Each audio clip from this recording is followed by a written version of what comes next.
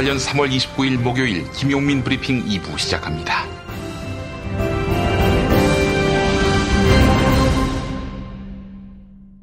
오늘 새벽에 나온 종합일간지 헤드라인 살펴보겠습니다. 모든 종합일간지가 김정은 북한 노동당 국무위원장과 시진핑 중국 국가주석과의 첫 정상회담 소식을 전하고 있습니다.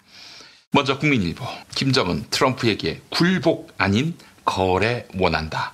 한국일보, 김정은 트럼프 향해 단계적 비핵화 천명. 중앙일보, 북중 트럼프의 리비아식 비핵화 거부. 경향신문, 시진핑 업은 김정은 비핵화는 유훈. 동아일보, 비핵화 단계별 보상 요구한 김정은.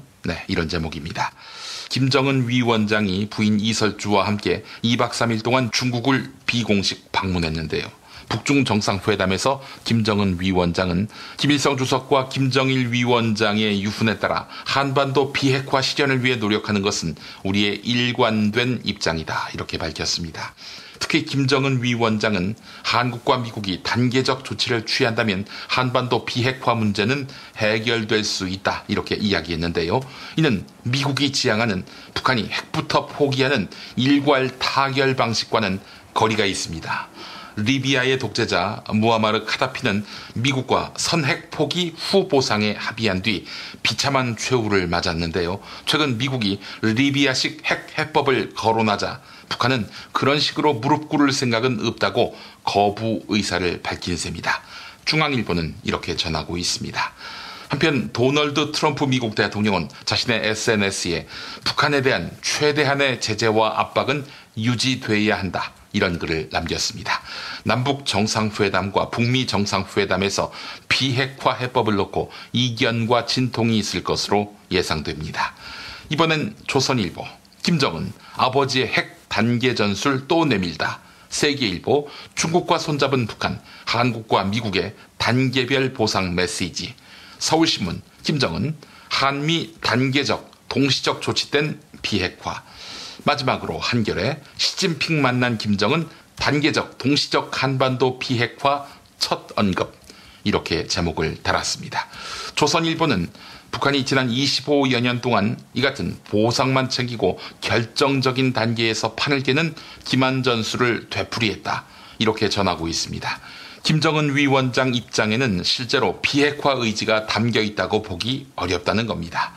한편 북한은 김정은 위원장이 시진핑 주석에게 방북을 요청했고 시진핑 주석이 쾌히 수락했다. 이렇게 밝혔습니다.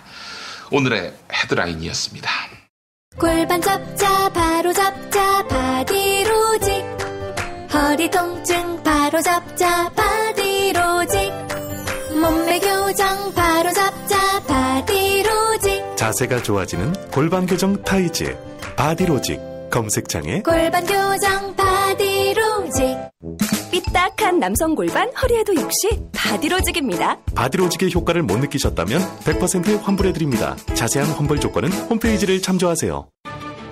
하루에 2번씩은 꼭 간 것 같아요. 속이 굉장히 편해진 것 같아요. 휴지에도 하나도 안 깔끔하게 끝나더라고요. 그만 넣고 싶은데도 이제 계속 나오더라고요. 눈 뜨니까 바로 화장실 가고 싶더라고요. 양은 감당이 안 되더라고요. 너무 많아가지고.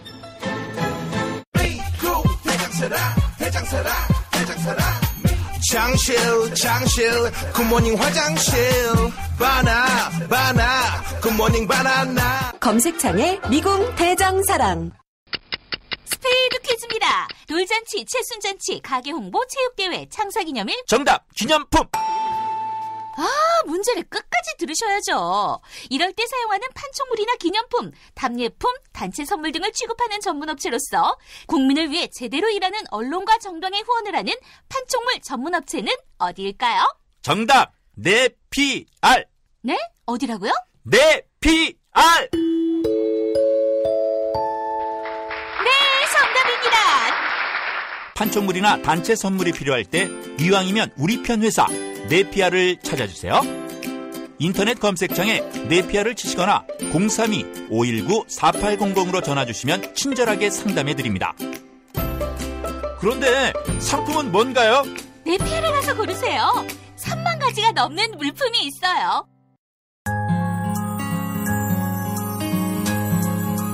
당신 맞춘다. 새로운 아침 특별한 선택 김용민의 뉴스 브리핑. 김용민의 뉴스 브리핑. 세월호 참사 당일 이른바 세월호 7시간 동안 당시 대통령 박근혜는 어디서 무엇을 했을까요? 어제 검찰이 박근혜의 7시간 행적과 관련한 수사 결과를 발표했습니다. 우선 세월호 참사 첫 보고를 받은 시각은 당초 알려진 아침 10시가 아닌 10시 20분쯤이라는 최종 결과가 나왔습니다. 아침 10시쯤 당시 김장수 국가안보실장이 2번이나 전화를 걸었지만 침실에 있던 박근혜 당시 대통령은 전화를 받지 않았습니다. 이에 당시 김장수 국가안보실장은 문고리 3인방인 안봉근 비서관에게 도움을 요청했고 안봉근 비서관이 직접 관저로 찾아간 시간은 10시 20분쯤이었습니다. 당시 안봉근 비서관은 침실 앞에서 박근혜 대통령을 수차례 불렀고 그제야 밖으로 나온 대통령에게 김장수 실장이 급히 통화를 원한다 이렇게 보고했습니다. 세월호가 완전히 전복된 시각은 아침 10시 17분이었죠. 참사와 관련해 당시 박근혜 대통령이 직접 처음 지시한 시각은 아침 10시 22분이었습니다.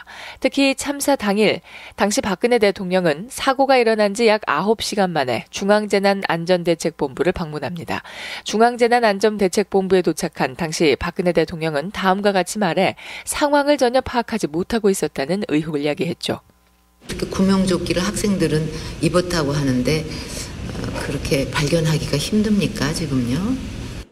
검찰은 중앙재난안전대책본부에 방문하기 전 당시 박근혜 대통령이 최순실 씨를 만났다고 밝혔습니다. 세월호 참사를 보고받고도 계속 침실에만 머물던 당시 박근혜 대통령은 최순실 씨가 청와대 관저에 도착하고 나서야 침실 밖으로 나섰는데요. 최순실이 중앙재난안전대책본부에 가야 한다고 제안하자 당시 박근혜 대통령은 미용사를 불러 머리 손질을 하고는 청와대를 나섰던 겁니다. 수행비서를 성폭행한 혐의를 받고 있는 안희정 전 충남지사가 구속을 면했습니다. 어제 법원은 안희정 전 지사가 증거를 인멸할 우려가 있다거나 도망할 염려가 있다고 보기 어렵다 이렇게 밝히며 구속영장을 기각했습니다. 이어서 지금 단계에서 구속하는 것은 피의자의 방어권을 지나치게 제한하는 것으로 판단된다 이렇게 덧붙였는데요. 법원이 구속영장을 기각하면서 검찰은 안희정 전 지사에 대한 수사의 방향을 다시 고민해야 하는 상황입니다. 검찰은 영장 기각 사유를 검토해 재청구 여부를 결정하겠다고 밝혔습니다. 김정은 북한 노동당 국무위원장이 중국을 방문해 시진핑 중국 국가주석과 정상회담을 가졌지요. 한반도 비핵화와 평화체제 정착을 놓고 남한과 북한 그리고 주변 열강들의 외교전에 가속도가 붙고 있습니다. 평창 겨울올림픽을 계기로 한반도 주변 외교가 대화로 급선회 하면서 패권 다툼이 다시 시작됐습니다. 4월 말 남북 정상회담을 전후로 남한과 북한 그리고 주변 4강 즉 미국, 중국, 일본과 러시아의 삿바 싸움이 예상됩니다. 또한 최종적으로는 5월 북한과 미국의 정상회담에서 북미 관계 정상화 문제를 풀어야 합니다. 관건은 북한의 비핵화를 대가로 미국이 어떻게 북한의 체제 보장을 하느냐인데요. 한겨레는 이런 맞바꿈의 성사 여부가 한반도와 그 주변의 새로운 균형체제 수립을 좌우할 것이다. 이렇게 분석했네요. 지난 주말 시작된 최악의 미세먼지가 어제까지 일부 지역에 영향을 미쳤는데요. 미세먼지 오염을 둘러싼 오해와 진실을 중앙일보가 짚어보았습니다. 먼저 지난 일요일 서울의 초미세먼지 농도는 세제곱미터당 100마이크로그램 안팎이었는데요. 1980년대 중반 서울 일부 지점에서는 초미세먼지가 세제곱미터당 400마이크로그램까지 측정된 사례도 있습니다. 지난 일요일과 비교하면 무려 4배에 달하는 수치입니다. 하지만 오염 수치가 낮아졌다고 안심할 수는 없습니다. 지난 화요일 환경부는 초미세먼지 24시간 기준치를 세제곱미터당 50마이크로그램에서 35마이크로그램으로 강화했습니다. 전문가들은 초미세먼지의 연평균치가 세제곱미터당 5에서 6마이크롬 이하여야 안심할 수 있다고 말합니다. 또한 미세먼지 오염은 일반적으로 중국의 영향이 50% 정도 되며 80%까지 차지할 때도 있습니다. 중앙일보 보도였습니다. 현대자동차 그룹이 정몽구 현대차그룹 회장에서 정의선 부회장으로 그룹 경영권을 승계하는 첫 발을 내디뎠습니다. 현대자동차는 이 과정에서 양도소득세로만 1조 원 이상을 물어야 합니다. 현대모비스 이사의 결과에 따르면 현대차 그룹의 지배구조는 현대모비스를 정점으로 간결하게 정리됩니다. 후진적이라고 지적받아온 순환출자 구조를 해소한다는 게 핵심인데요. 기아차와 현대글로비스 그리고 현대제철이 보유한 현대모비스 지분 전량을 대주주에게 매각하는 형식입니다. 정몽구 회장 부자는 사재 4조 원에서 5조 원을 들여 현대모비스 지분을 사들일 방침입니다. 이 거래가 마무리되면 현대차 그룹은 4개 순환출자 고리가 모두 소멸되고 지배구조는 대주주와 현대모비스 그리고 완성차와 개별사업군으로 정돈됩니다. 다만 현대차 그룹은 지배구조 개편과 승계는 무관하다 이렇게 해명했네요. 최근 서울 수도권 아파트 단지에 폐 비닐류 분리수거를 중단한다는 안내문이 붙고 있습니다. 당장 다음 주부터 주민들의 불편과 환경 오염이 우려되는 상황입니다.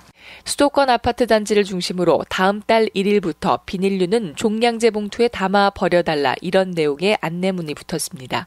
재활용품 수거업체가 비닐류 분리수거를 중단하겠다고 통보해왔기 때문입니다.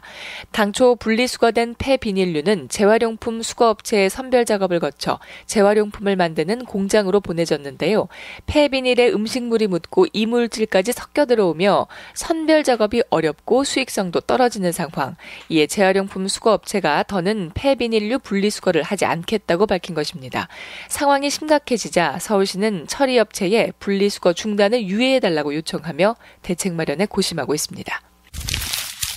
울며 겨자 먹기로 이른바 깡통주택을 사는 세입자가 생겨나고 있습니다. 전세금을 제때 돌려받기 어려워졌기 때문입니다. 경기도 동탄 신도시의 한 사람이 무려 아파트 70여 채를 경매에 내놓았습니다. 전세를 끼고 대량으로 샀다가 집값이 떨어지자 내놓은 것으로 보입니다. 세입자들은 아파트 전세 보증금을 돌려받지 못할까 걱정입니다. 아파트 값이 떨어지면 경매가 유찰되는 경우가 잦아 언제 전세금을 찾을 수 있을지 기약이 없는 것입니다. 전세금을 걱정하는 세입자들에게 집주인은 아예 집을 사라는 식으로 대응하고 있는데요. 이 과정에서 시세보다 비싼 값에 울며 겨자 먹기로 산 세입자들도 있습니다.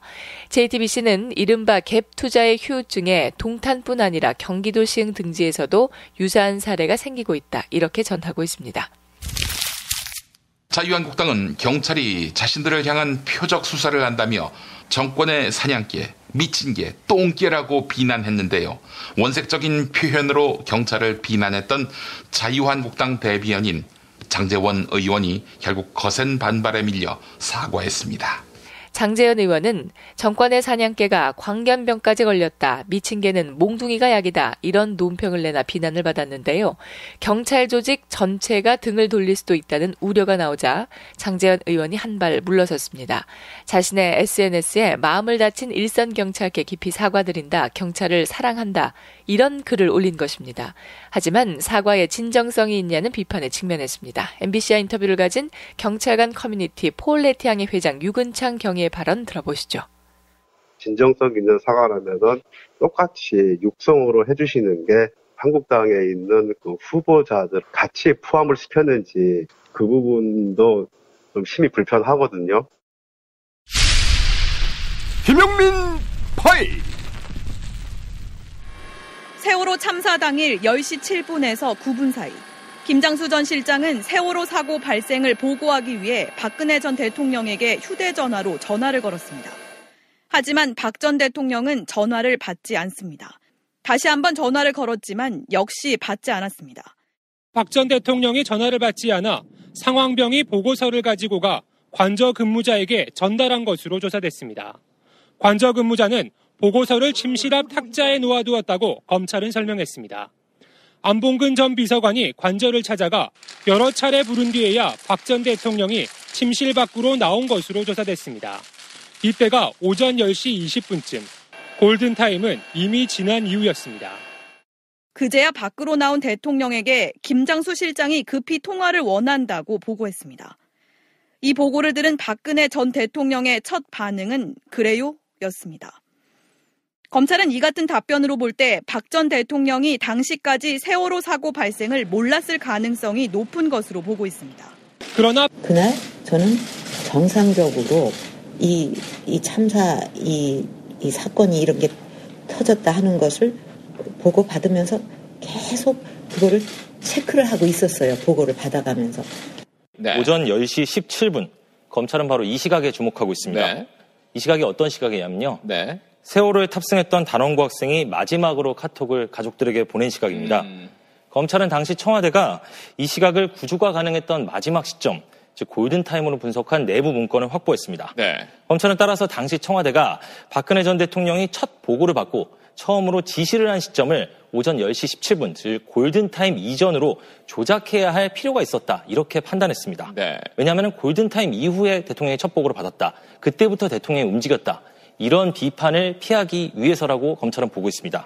참고로 검찰 결론대로라면요. 네. 당시 청와대 사람들이 보고 시간을 조작해야겠다. 이렇게 결심하게 된 동기가 된 그 마지막 카톡의 내용은 네. 배가 기울고 있어.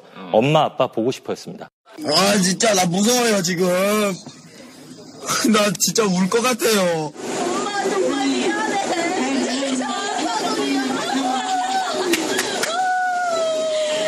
건데 뭐 개소리야. 살아서 보자. 박 전 대통령과 안보실장의 첫 통화는 사고 발생 이후 1시간 34분, 골든타임 이후 5분이 지난 10시 22분쯤에야 침실에서 이루어졌다고 검찰은 밝혔습니다. 세월호 참사 당일 박근혜 전 대통령이 모두 15차례나 상황 보고를 받았다며 지난 정부 청와대는 세월호 7시간 의혹을 일축해왔습니다. 대통령께서는 당일 청와대에서 정상 직무를 봤습니다. 15차례에 걸쳐서 국가안보실과 정무수석실 등으로부터 상황 보고를 받았습니다. 하지만 검찰 조사 결과 실시간 보고는 없었습니다. 박 전 대통령은 오후와 저녁에 각 한 차례씩 정호성 전 비서관이 그동안 모아둔 보고서를 받아봤다는 게 검찰의 결론입니다. 오후 2시 15분 최 씨는 이영선 행정관이 운전한 업무용 차를 타고 A급 보안 손님 신분으로 검색 절차 없이 청와대를 방문해 관저에 대기하고 있던 안봉근, 이재만, 정호성 전 비서관과 함께 박 전 대통령과 회의를 한 것으로 조사됐습니다. 이 자리에서 최 씨는 박 전 대통령에게 세월호 구조 상황을 총괄하던 중앙재난안전대책본부를 방문할 것을 제안했고 박 전 대통령이 이를 받아들였다는 게 검찰의 수사 결과입니다. 급박한 상황이었지만 박 전 대통령은 이때부터 외출 준비를 시작합니다. 윤 전추 행정관이 화장과 머리 손질을 위해 정모 씨 자매에게 급히 청와대로 오라고 요청합니다. 중대본에 도착한 시각은 오후 5시 15분. 세월호 사고가 난 지 9시간 만입니다. 구명조끼를 학생들은 입었다고 하는데 그렇게 발견하기가 힘듭니까 지금요? 이 소식을 접한 세월호 가족들. 보고를 받고도 침대에 있었다는 거는 죽인 겁니다. 어떠한 방법을 해서라도 단 한 명의 목숨이라도 구해내는 걸 했었어야죠. 잠옷바람이 아니라 잠옷바람이었어도 머리가 컹컬어졌어도 뛰어나오셔야죠. 사주기가 다 돼서 이제 이런 것들이 하나하나 밝혀지는 게 너무 억울하고 우리 아이들한테 다시 돌아봐도 어떤 벌을 받아도 어떤 벌을 준다 해도 용서가 안 되는 부분이에요. 저희들은 세월호 참사 진상 규명은 이제부터가 시작이다. 진짜 시작이다. 원점에서부터 시작을 해야 한다는 그런 강한 신념을 가지고 있습니다. 1년 전 박근혜 파면을 결정한 탄핵 심판 중 고쳤으면 하는 부분. 이 결정에는 세월호 참사와 관련하여 피청구인은 생명권 보호 의무를 위반하지는 않았지만 헌법상 성실한 직책 수행 의무 및 국가공무원법상 성실 의무를 위반하였고 다만 그러한 사유만으로는 파면 사유를 구성하기 어렵다는 재판관 김이수, 재판관 이진성의 보충 의견이 있습니다. 박근혜는 국민의 생명권을 소홀히 여겼다. 이렇게 바꾸는 게 타당하지 않을까. 오늘 녹음 끝나고 한 잔? 술 끊는다며. 새해가 되면 술 끊겠다는 결심들 많이 하시는데요. 네. 쓸데없는 짓 하지 마시고요. 네, 술 친구미 있잖아요. 아니 다들 술자리만 있으면 오라고 난리잖아. 술친금 들고 가야지. 술친금을 그렇게 퍼주니까 부르지. 술친금이 있어야 술자리가 오래간단 말이야. 내 친구들이 전부 다 술친금 인정했어. 오빠도 한 잔 콜? 그렇다면 가지야. 네이버에 술친금을 검색하세요. 멀쩡합니다 진짜. 충남 금산의 넓은 인삼밭. 정성농장을 일군 농부아버지 이정열 씨. 자연은 노력한 만큼 내어준다. 그 자연의 마음을 알기에 정성농장을 더불어 일구는 아들 이성규 씨도 아버지에게 배운 것처럼 정직하고 또 성실하게 정성농장 홍삼은 인삼 재배부터 가공 판매까지 모두 책임지고 있습니다. 그래서 대한민국 1등 품질을 자부합니다. 검색창에 정성농장 홍삼을 검색해주세요. 정성농장 홍삼. 전화문의는 010-9754-6972. 뭐? 달밤 체조? 그거 빨갱이 영화라고 내가 얘기했잖아. 야! 수익의 80%를 노무현 재단하고 정의당에 준대잖아. 그게 빨갱이 아니면 뭐야? 게다가 주진우한테 런닝 개런티 준댄다. 각하 잡으라고. 뭐? 노회찬의 정청래, 김용민까지 출연한다고? 이 빨갱이 영화를 그냥... 달밤 체조 2015 지금 네이버와 비메오에서 상영 중입니다.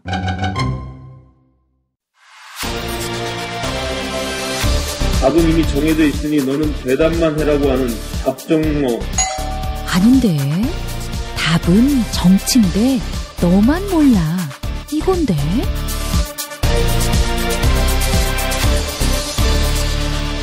국민보좌관 김성회의 답정너.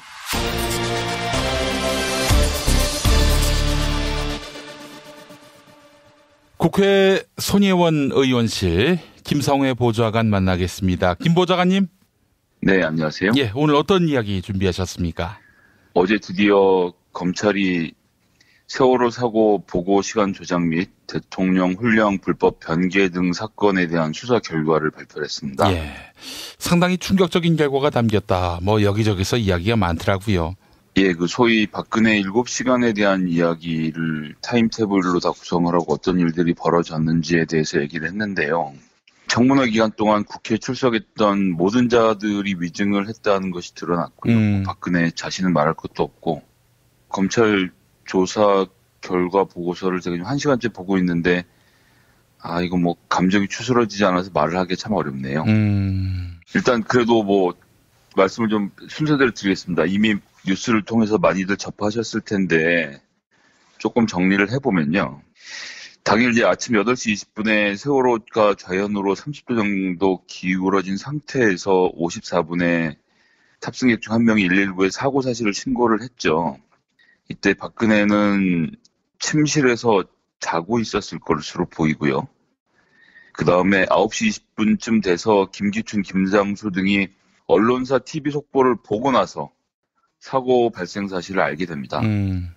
그렇게 하고 나서 9시 30분에 해경 123정이 사고 현장에 도착하고 47분에 3층이 침수되고 50분에 4층이 침수되고 57분에 5층 출입문이 침수가 되고 10시 7분에 세월호가 좌연으로 68.9도가 기울어졌고 10시 10분에 77.9도까지 기울어진 상태에서 드디어 김장수가 박근혜한테 전화를 겁니다.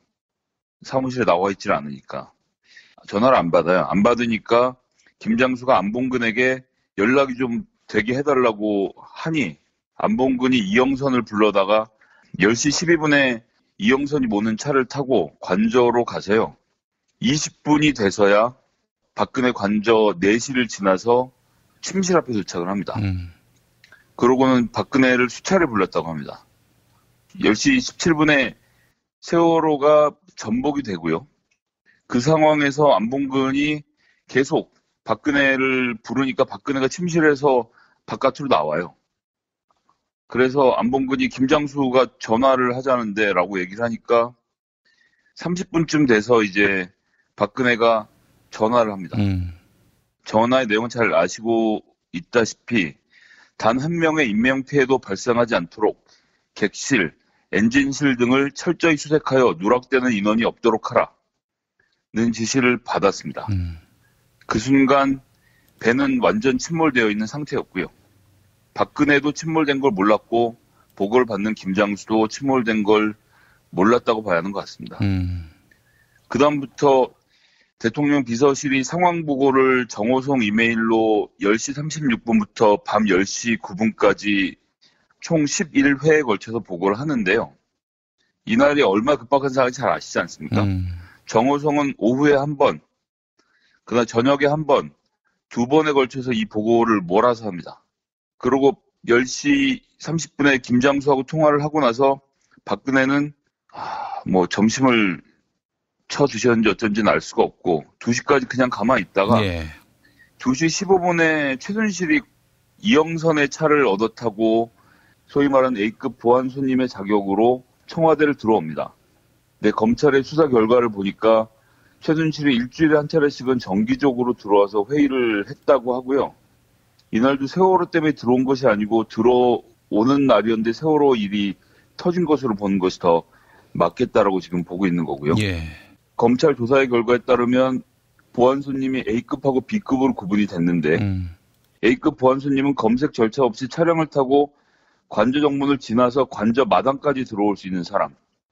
B급은 관저 정문까지 들어올 수 있는 사람인데요. A급은 3명이었던 걸로 드러났습니다. 최순실하고 그다음에 박근혜 피부를 땡겨준 김영재와 박지은 부부. 그리고 B급 보안 손님이라는 것은 기치료사, 또 왕십리 원장 이런 사람들 비선 진료인들이 B급 보안 손님이었다는 것이 드러났고요. 어쨌든 이영선이 모시고 온 최순실이 들어와서야 회의를 합니다. 이 회의에 참석했던 사람은 최순실, 정호성, 이재만, 안봉근, 박근혜 이렇게 5명이고요. 여기에서 중대본 방문을 하기로 결정을 내립니다.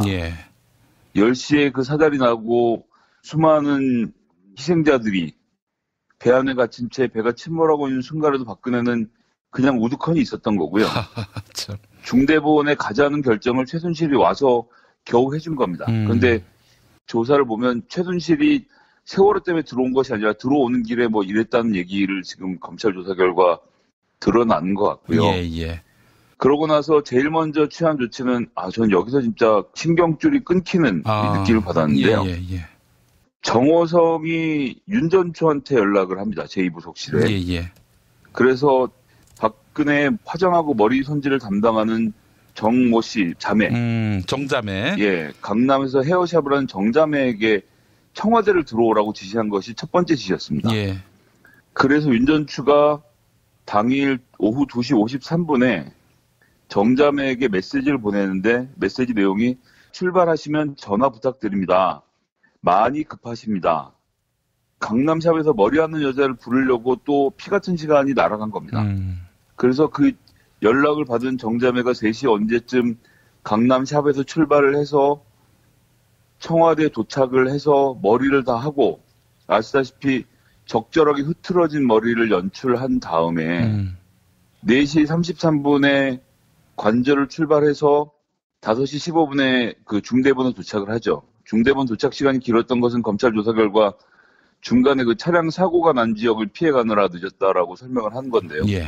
여하튼 5시 15분에 도착을 해서 뭐 한 20분 또 말 같지도 않은 무슨 얘기를 하죠. 구명조끼를 입었는데 그렇게 구조하기가 어렵습니까? 라는 희대의 망언을 남기고 6시에 청와대 관저로 복귀를 한 후엔 아무것도 하지 않고 그냥 관저에 머무릅니다. 이것이 박근혜 7시간의 진상이라는 것이죠. 아이고, 이런 사람한테 국민의 안전과 행복을 맡겼다니 이게 참 놀라운 일입니다. 그러고 나서 마음이 급해진 김기춘이 이제 뭐 보고사항도 다 뜯어고치고 국가위기관리 지침에서 재난 대응 관련 규정을 다 고쳐버리면서 자기들은 컨트롤타워가 아니다는 얘기를 하게 되는 거죠. 그 과정은 뭐 더 이상 설명드릴 필요도 없을 것 같고요. 이런 겁니다. 재난관리를 하는 데 있어서 국가안보실이 재난 상황의 전략 커뮤니케이션의 컨트롤타워 역할을 한다. 라는 걸 볼펜으로 2줄을 그어서 삭제를 하고 시니어 센터장이 국가안보실은 국가위기 상황에서만 대통령을 보좌한다라고 기재를 해서 내용을 수정한 다음에 청와대가 컨트롤타워가 아니라는 주장을 앵무새처럼 반복하게 되는 겁니다. 이건 뭐 무능한 대통령과 범죄자 집단들이 같이 모여서 참 뭐라고 평론을 해야 좋을지 알 수가 없네요. 알 수가 없습니다. 아이고, 세상에. 세월호 참사의 비밀을 감추려고 했던 그 의도도 이젠 뭐 얼추 이해가 됩니다. 네, 이 수사 결과는 그 전날에 대한 사항은 조사를 하지 않은 아쉬운 점을 갖고 있는데요. 그간 펼쳐진 사항들을 쭉 종합해 보면 박근혜가 시수를 15, 16일 언젠간 받았을 것에 대한 의혹이 아직 남아있는 거 아닙니까? 그 16일에 시술을 받느라 보고를 제대로 받지 못하고 대응을 하지 못했다라는 이야기였는데 그것은 사실이 아닌 걸로 드러났고요. 지금 해볼 수 있는 저의 추론은 15일 오후나 저녁에 조금 전에 말씀드렸던 A급 보안 손님, 단 3명 있는 A급 보안 손님 중 2명인 김영재 부부, 박근혜 리프팅 시술을 담당했던 부부죠. 그 부부가 들어와서 뭐 프로포폴 등의 주사를 놓고 시술을 하고 시술을 한 보통 2-3시간 정도 프로포폴 맞은 상태에서 푹 자게 되거든요. 그럼 낮잠을 푹 잤으니 밤에 잠이 오겠습니까? 그래서 드라마 같은 거 보면서 밤새 뒤적거리다가 결국 아침에 김장수가 그렇게 급해서 전화를 여러 차례 했는데 그 전화를 받지 못하고 안봉근이 10시 20분쯤 돼서 문 앞에 가고 대통령님 하고 불렀을 때 겨우 침실에서 얼굴을 내비쳤다라는 것을 봤을 때는 저는 그 전날 시술하고 밤에 잠을 설친 것으로 의심볼 수 있지 않을까라는 생각으로 그것이 어떻게 됐건 일국의 대통령이란 자가 아침 10시 20분이 되도록 침실 앞에 가서 소리를 쳐야 나올 정도였다는 것이 이게 참 뭐라 드릴 말씀이 없고요. 화가 나서 뭐라고 진짜 그렇습니다. 헌법재판소가 국민의 생명권을 소홀히 여겼다. 이것으로 박근혜의 탄핵 사유를 삼으려고 했었는데 소수에 불과했죠. 그런 주장을 제기한 재판관이. 그러나 생명권 소홀의 핵심 증거가 이번에 드러나게 된 것이다 라고 봐야 되지 않겠습니까?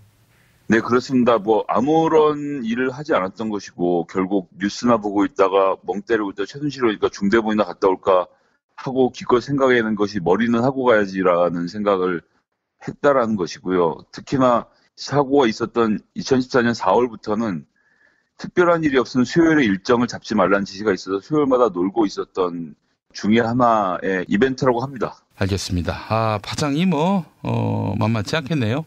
네, 그렇습니다.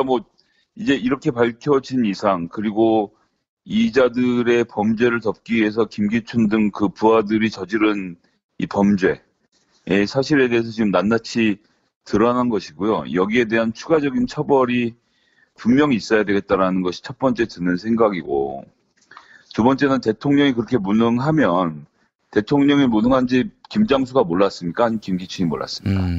자기들이 나라를 운영한다는 생각으로 했을 거 아닙니까? 예. 그럼 이런 위기의 순간에 본인들이 그냥 결정해서 일을 했으면 되는 거거든요. 김기춘 비서실장이 이런 상황에서 종합적으로 대응하라는 지시를 했다고 해서 누가 그걸 반대를 했겠습니까? 아니면 김장수가 그런 역할을 맡아서 했다라고 하더라도 누가 뭐라고 했겠습니까?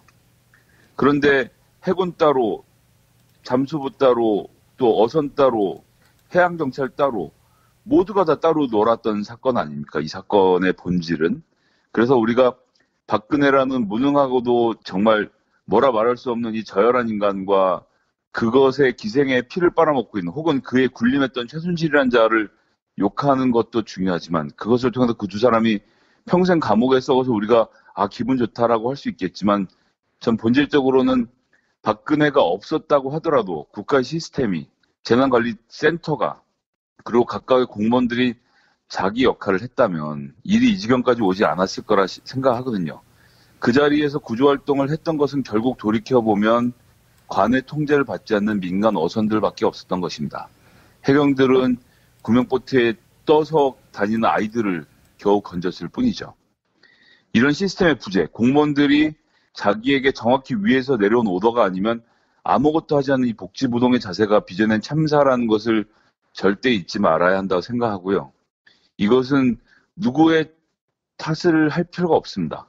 나만 아니면 되라는 생각으로 저 자신부터 제 일이 아니면 눈 감아버렸던 이런 사회 풍조가 이런 괴물 같은 공무원들을 만들어낸 것이고 그런 괴물 같은 공무원들이 현장에서 윗선에 지시가 없다는 이유로 해경과 공조하려면 공문이 내려와야 되는데 공문이 없다는 이유로 서로 우두커니 서 있다가 눈앞에서 수많은 목숨들을 사라져가는 과정을 그냥 지켜봤다는 것.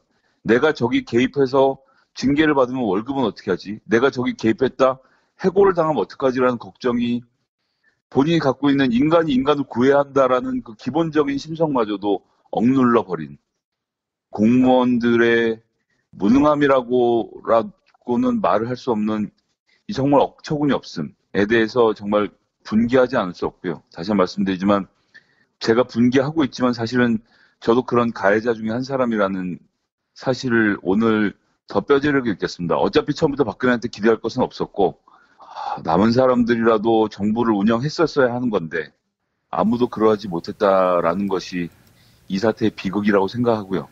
지금이라도 박근혜, 최순실 두 사람을 처벌하고 우리가 희망락할 것이 아니라 이 사건에 연루된 모든 자들을 끝까지 발본색원해서 처벌한 것 필요하고 여태까지 이 사건을 덮어주다가 정권이 바뀌니까 또 정권의 편에서 국민들 눈치를 보면서 수사를 엄청 열심히 하고 있는 검찰도 잘한 것이 저는 하나도 없다고 생각합니다. 이런 검찰에 대한 개혁 반드시 같이 이루어져야 한다는 말씀을 꼭 드리고 싶습니다. 예, 알겠습니다. 김성회 보좌관님 오늘 말씀 잘 들었습니다. 네, 감사합니다. 다이어트를 위한 꿀팁. 동결건조 채소와 곡물, 단백질, 그리고 효소와 비타민, 미네랄로 만든 다이어트 전용 그린 스무디로 하루 한두 끼만 바꿔 드세요. 비타샵에서 만나요. 술자리 많은 요즘 3차까지 달린 당신을 위한 필수품. 전창걸의 새싹 땅콩차. 이제 속쓰림은 잊으세요. 070-8635-1288 070-8635-1288 생활인을 위한 꿀팁. 집 두 채에 월 10,000원 화재보험 카페. 화재 배상, 심지어 도난 피해까지. 여기에 더해 가전제품 고장 수리비까지. 연중 무휴라 언제든 02849-9730. 최저임금, 꼼수, 불법 신고하세요. 최저임금 올랐다는데 내 월급만 안 올랐네. 신고하세요. 민중당 최저임금 119. 근로시간 줄이기, 식대 기본급에 끼워 넣기. 신고하세요. 070-5118-2119 카카오톡 검색창에 최저임금 119 운동본부를 검색하세요. 야, 근데 홍어가 진짜 그렇게 몸에 좋아? 아니 끝내준다니까. 근데 비싸지? 열나 싸고 열나 맛있는 홍어가 있다니까. 어디? 알싸한 홍어. 네이버 검색창에 알싸한 홍어를 검색하시고 1599-6456 전화 주문도 가능합니다.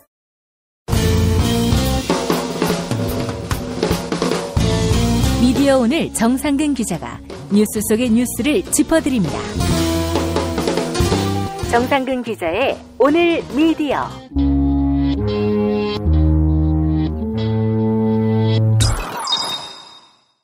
미디어 오늘 정상근 기자 함께하겠습니다. 정 기자님. 네, 안녕하십니까. 자, YTN 주주총회가 있었다고요?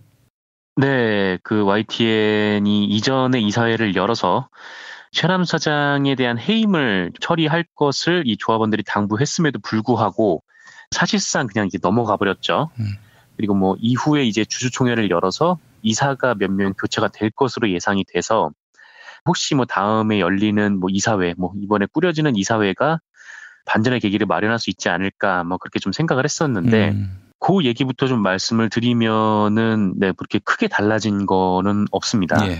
어제 열린 주총 결과 이사진이 선임이 됐는데 총 7명의 이사진 중에 4명이 임기가 끝나서 이 4명에 대한 교체였어요.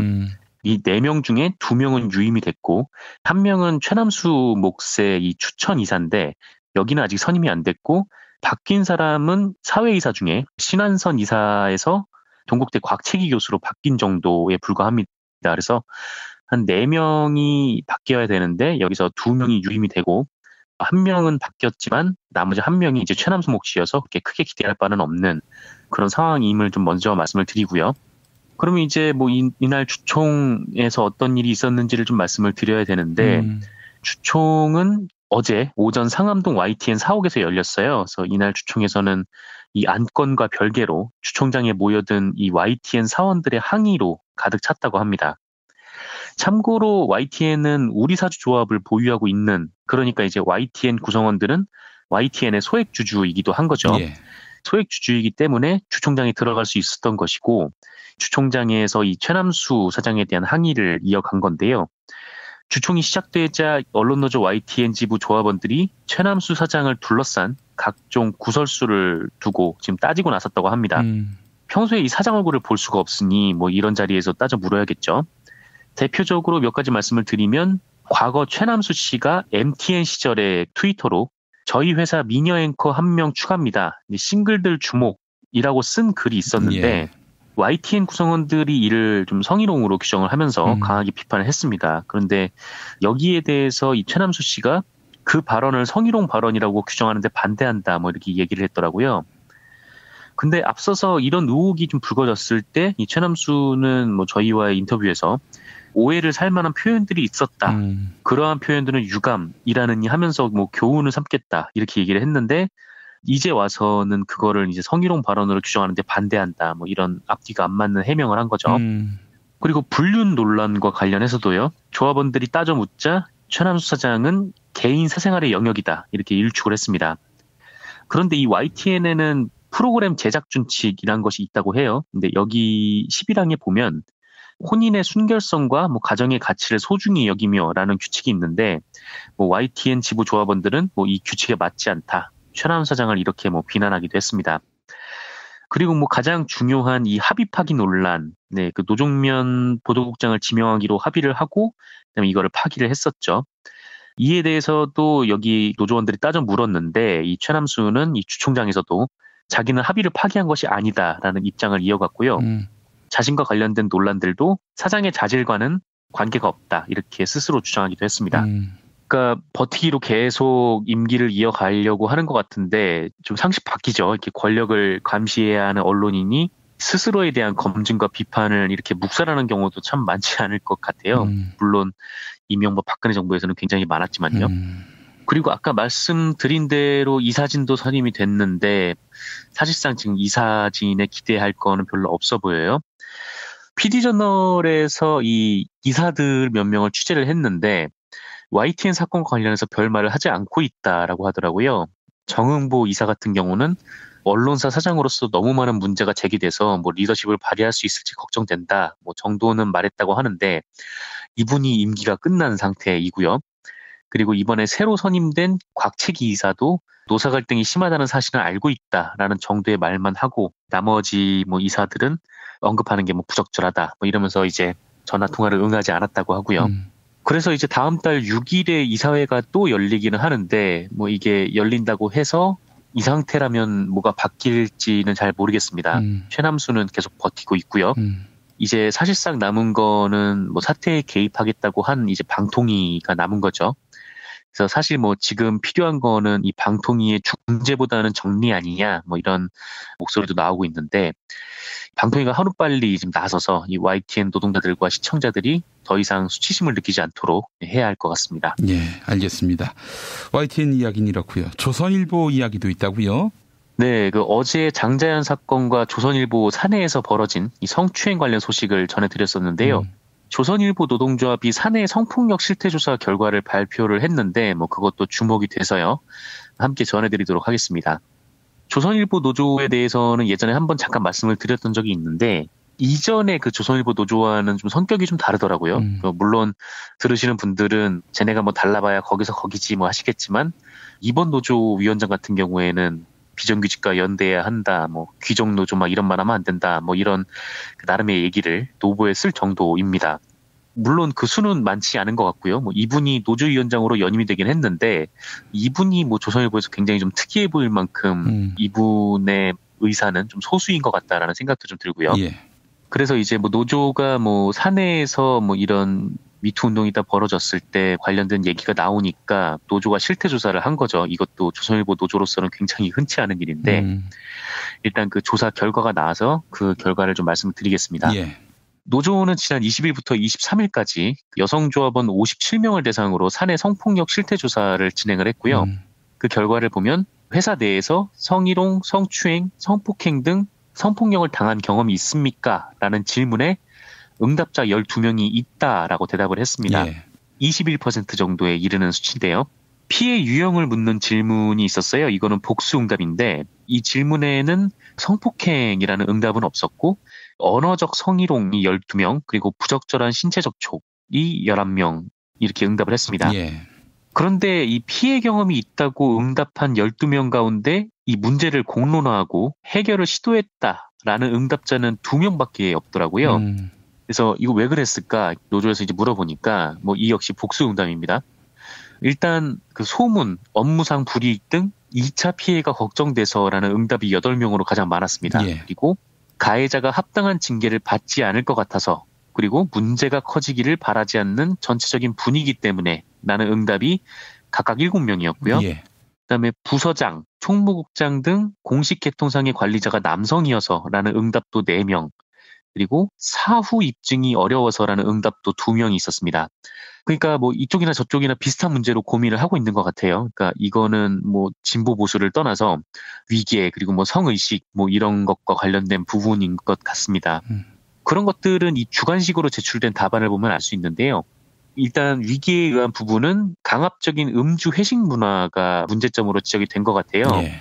노조에서 이렇게 표현을 했는데 뭐 폭탄주를 강요를 하고 노래방 등으로 밤늦게까지 이어지는 술자리에서 성희롱이나 성추행이 발생할 위험이 크다 뭐 이렇게 지적을 하기도 했고요. 조합원들의 응답으로는 남성 일색인 간부진 구성이 문제라는 응답도 있었고 룰을 정한 이들이 모두 남자라서 이 여기자는 늘 마이너리티로 인식이 된다 뭐 이런 얘기도 있었습니다.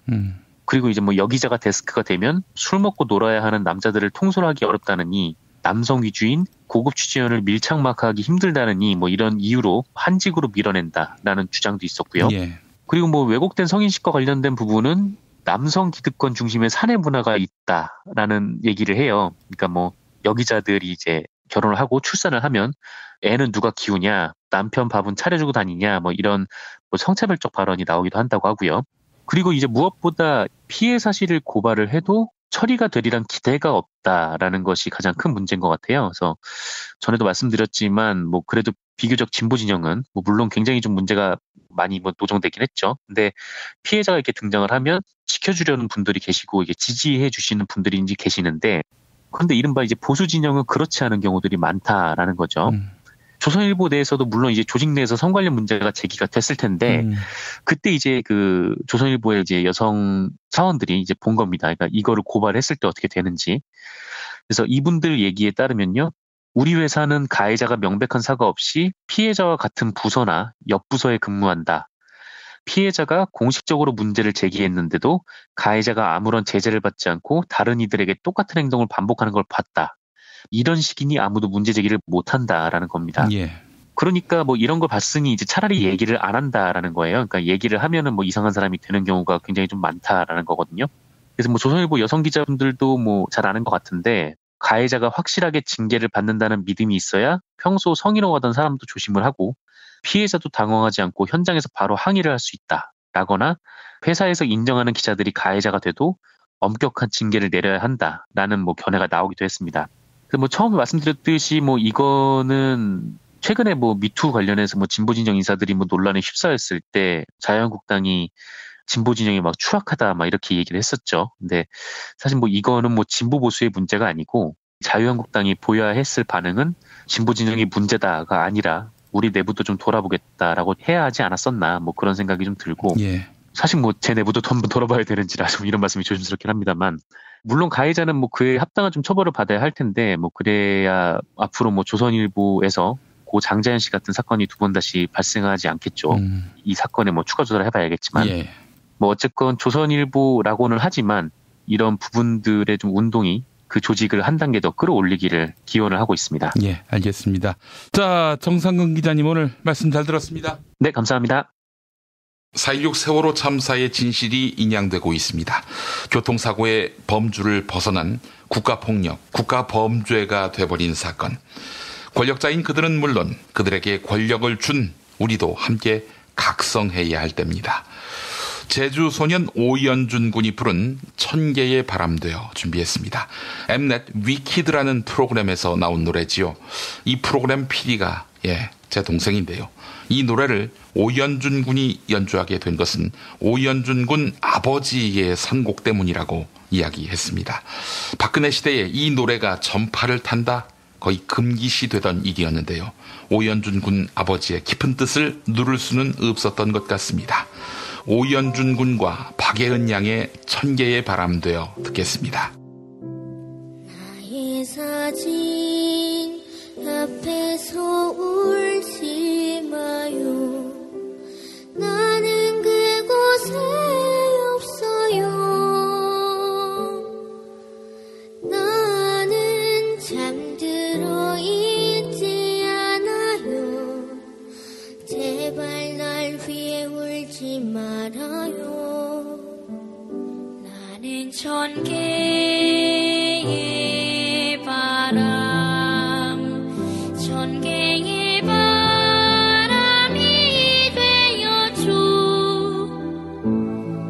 저 넓은 하늘 위를 자유롭게 날고 있죠.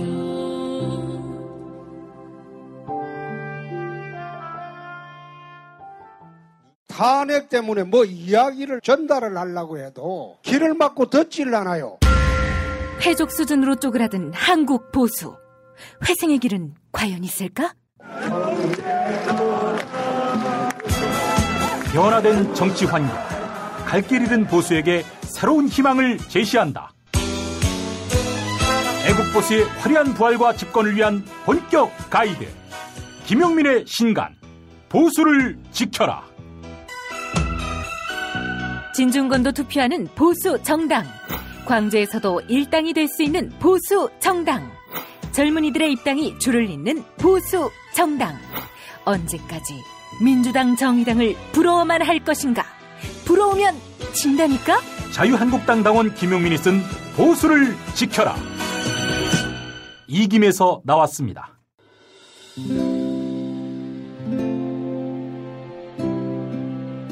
그러니까 목사님은 우리 남북 관계에 있어서도 큰 정기를 마련해 주셨습니다. 늦봄 문익환 목사 탄생 100주년. 민주화와 통일운동을 위해 11년 4개월간 옥고를 마다하지 않은 행동하는 양심. 오늘 우리가 누리고 있는 이 민주주의 또 문익환 목사님 덕분이 아주 큽니다. 그가 24년 동안 살았던 서울 강북구 인수봉로 통일의 집이 6월 1일 문익환 통일의 집 박물관으로 거듭납니다. 사람들이 이렇게 항상 북적북적 이렇게 했던 공간이라 아버지한테만 아니라 우리 모두들한테 굉장히 큰 의미가 있는 통일의 역사를 기억하며 통일의 길을 모색하는 문익환 통일의 집 박물관 기념사업 추진위원으로 함께해 주시겠습니까? 이건 단지 어떤 유가족들의 유산이 아니라 우리 시대가 가지고 있는 유산이기 때문에 자세한 안내는 포털 사이트에서 문익환 통일의 집을 입력해 주세요.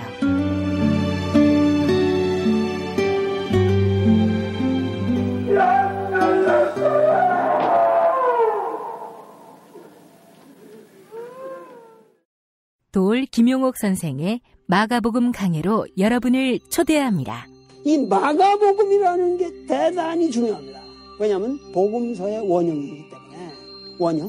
매주 일요일 아침 11시 서울 서대문구 충정로 20 서울 지하철 충정로역 9번 출구 앞에 있는 벙커원에서 도울과 만나세요. 율법을 믿으시겠다고? 신약이 율법의 완성이라고?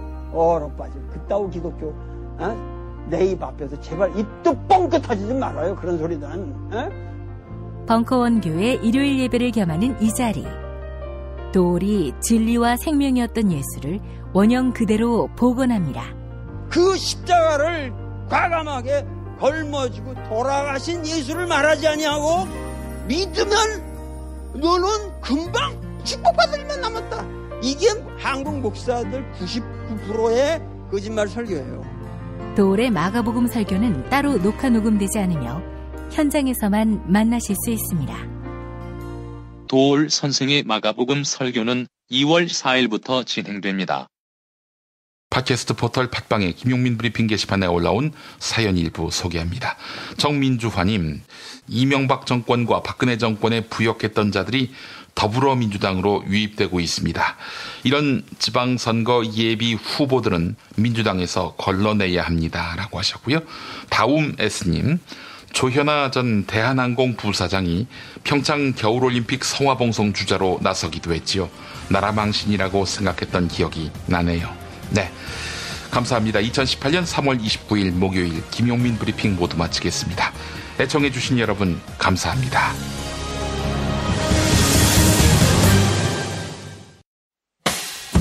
김용민 브리핑과 함께한 시간 어떠셨어요?